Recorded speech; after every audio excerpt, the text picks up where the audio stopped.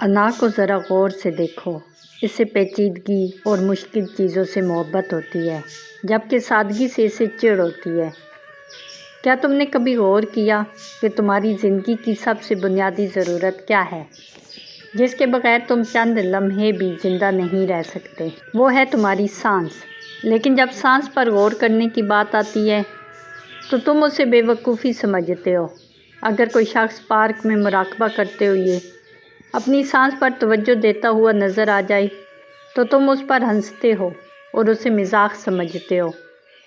क्या तुमने कभी ज़िंदगी की सबसे बुनियादी और सादा ज़रूरत यानी पानी के बारे में इतना गौर व फिक्र किया है जितना तुम अपनी नौकरी के बारे में करते हो? ये अना की फितरत है कि उसे सादगी पसंद नहीं, और जैसे ही तुम अपनी अना को ख़त्म कर देते हो ज़िंदगी सादा हो जाती है। फिर बस सांस ही ज़िंदगी रह जाती है। तुम जितनी भी आसाइशें बढ़ाते जाओगे ज़रूरियात का दायरा उतना ही फैलता जाएगा। आज मोबाइल हर शख्स की बुनियादी ज़रूरत बन चुका है, लेकिन 15 साल पहले किसी ने सोचा भी नहीं था कि ऐसा होगा। ये सब अना का खेल है। इसे हर वक्त नया खिलौना चाहिए। अगर इसे हवाई जहाज़ मिल जाए तो भी खुश हो जाती है, मगर हज़ारों परिंदे आसमान में उड़ रहे होते हैं, अना उन्हें देखना भी गवारा नहीं करती। क्या तुमने गौर किया कि तुमने ज़िंदगी के सादा तरीक़ों को भी कितनी पेचीदगियों और रस्म व रवाज में जकड़ दिया है? मईशत क्या है? सिर्फ़ ये कि ज़िंदगी की बुनियादी ज़रूरियात कैसे पूरी की जाएं। सियासियात क्या है? अगर मिलकर रहना है तो नज़्म व ज़ब्त और रसूल कैसे हों? मज़हब क्या है? इस हकीकत को जानना जो है जिसके सिवा कुछ नहीं, यानी इस ज़िंदगी को समझना। क्योंकि हकीकत में ज़िंदा तो सिर्फ़ एक ही है और वो है खुदा। लेकिन तुमने कितने मजहबी इदारे कायम कर लिए हैं और करोड़ों की तादाद में मौलवी, पुरोहित और पादरी पैदा कर लिए हैं, और नतीजा ये है कि तुम जहाँ खड़े हो वो मकाम खुदा से और भी ज़्यादा दूर है। इस बात को समझो, जिसके लिए खुदा एक राज और भेद बन जाए, जिसे पाने के लिए बड़ी जदोजहद ज़रूरी समझी जाए, वो दरअसल खुदा से महरूम हो चुका होता है। तुम्हारी अना बहुत चालाक है। वो खुदा और रूह को राज और भेद इसीलिए बनाती है ताकि तुम्हारे पास एक बहाना आ जाए कि मैं खुदा को पाना तो चाहता हूँ, मगर ये बहुत बड़ा काम है, अभी नहीं हो सकता, इसके लिए तैयारी चाहिए। और जैसे ही तुम तैयारी को ज़रूरी करार दे देते हो, तुम आज उस रास्ते पर चलने से रुक जाते हो। फिर कहते हो बाद में देखेंगे, कुछ करेंगे, कोई मुराकबा करेंगे। हमारी अना तुम्हें ये भी समझाती है कि दुनिया की छोटी से छोटी चीज़ जैसे पानी हासिल करने के लिए भी मेहनत करनी पड़ती है, तो खुदा को इतनी आसानी से कैसे पाया जा सकता है, जैसे कि सूफ़ी कहते हैं। और तुम अना की इस बात को मानकर गफलत में सो जाते हो। रूहानी बेदारी क्या है? यही कि अना तुम्हें सोने ना दे, गफलत में ना डाले। अगर खुदा तुम्हारे लिए एक राज है तो समझ लो कि तुम उसे नहीं पा सकोगे। जिन्होंने खुदा को भेद समझा वो भटक है, फिर वो उसे तलाश करने निकलेंगे, उसे ढूंढेंगे, हालांकि वो तो हर जगह मौजूद है। जब एक ही हकीकत मौजूद हो और उसके सिवा कुछ भी मौजूद ना हो, ला मौजूदा इल्लल्लाह, तो उसे ढूंढने निकलना ही भटकना है। ये बात ऐसे समझो, अगर दोपहर के वक्त सूरज पूरी आबोताब से चमक रहा हो, हर तरफ रोशनी ही रोशनी हो, और कोई शख्स इसी रोशनी में खड़ा होकर रोशनी तलाश कर रहा हो, तो क्या वो रोशनी पा सकेगा? चारों तरफ रोशनी है, वो खुद भी रोशनी में नहाया हुआ है, मगर फिर भी उसे ढूंढ रहा है। बिल्कुल इसी तरह चारों तरफ ज़िंदगी है, चारों तरफ खुदा है, और तुम फिर भी खुदा को ढूंढ रहे हो। अना तुम्हारे साथ यही खेल खेलती है। जैसे वो तुम्हें सांस जैसी सादा चीज़ पर ध्यान नहीं देने देती, वैसे ही वो तुम्हें खुदा से भी दूर रखती है। वो तुम्हें हर तरफ भटकाती है, हर दरवाज़े पर ले जाती है, रियाज़तें करवाती है, मगर तुम्हें खुदा तक पहुंचने नहीं देती।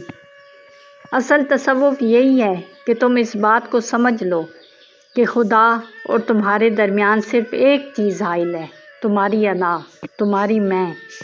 اور تم اسی انا کی رہنمائی میں خدا تک پہنچنا چاہتے ہو۔ تم دیوار کو ہی دروازہ بنانے کی بھول کر رہے ہو، دھوپ میں کھڑے ہو کر چیخ رہے ہو کہ روشنی کہاں ہے، اس کا راز کیا ہے۔ تم زندہ ہو پھر بھی پوچھ رہے ہو کہ زندگی کیا ہے، اس کا راز کیا ہے۔ تم خود موجود ہو اور پوچھ رہے ہو کہ خدا کیا ہے، اس کا بھید کیا ہے۔ یہی سوال دراصل انا کا سب سے بڑا دھوکہ ہے۔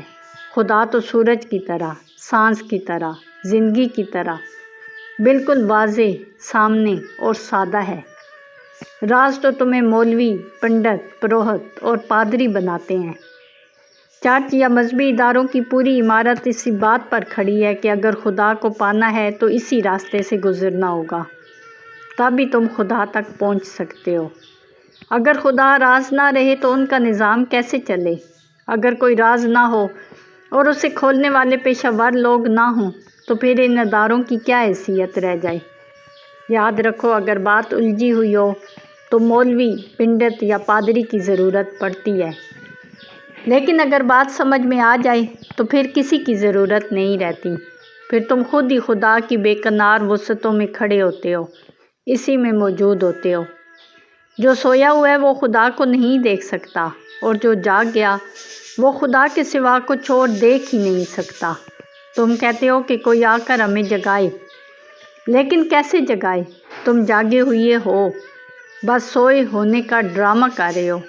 اگر تم واقعی سوئے ہوتے تو تمہیں جگانے کی خواہش ہی نہ ہوتی۔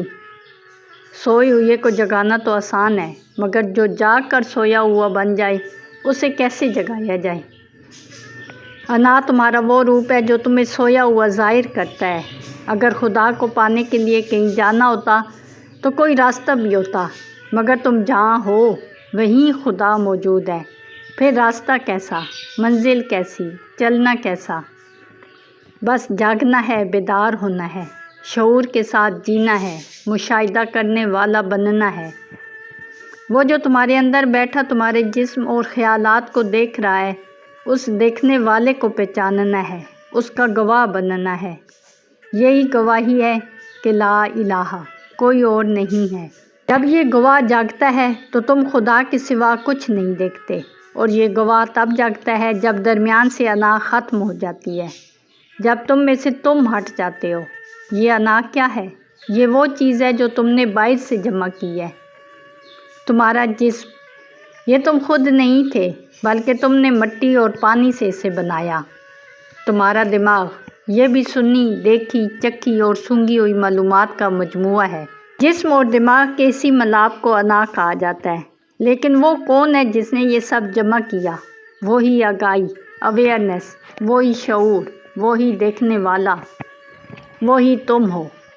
یہ جسم اور یہ دماغ تم نہیں ہو بلکہ تمہارے ہیں، مگر تم ان دونوں کے ملاپ سے ایک جھوٹی پہچان یعنی انا بنا لیتے ہو، اور پھر اسی جھوٹ کے ذریعے سچ کو تلاش کرنے نکل پڑتے ہو۔ یہ کیسے ممکن ہو سکتا ہے؟ سچ کو پانے کے لیے بس اسی جھوٹ کو درمیان سے ہٹانا کافی ہے، یعنی اپنی اس جھوٹی پہچان انا سے تعلق ختم کرنا کافی ہے۔ اس کا مطلب یہ نہیں کہ جسم یا دماغ کو چھوڑ دو، بلکہ اس کا مطلب یہ ہے کہ تمہارے اندر ہر وقت ایک شعور بیدار رہے، جو دیکھ رہا ہو کہ میرا جسم کیا کر رہا ہے اور میرا ذہن کیا سوچ رہا ہے۔ اسی نقطے کا نام شعور ہے، اور خدا اس کائنات کا مکمل شعور ہے۔ اب سوچو، پانی کا ایک قطرہ جو پہلے ہی سمندر میں موجود ہو، وہ سمندر کو ڈھونڈنے کہاں جائے گا؟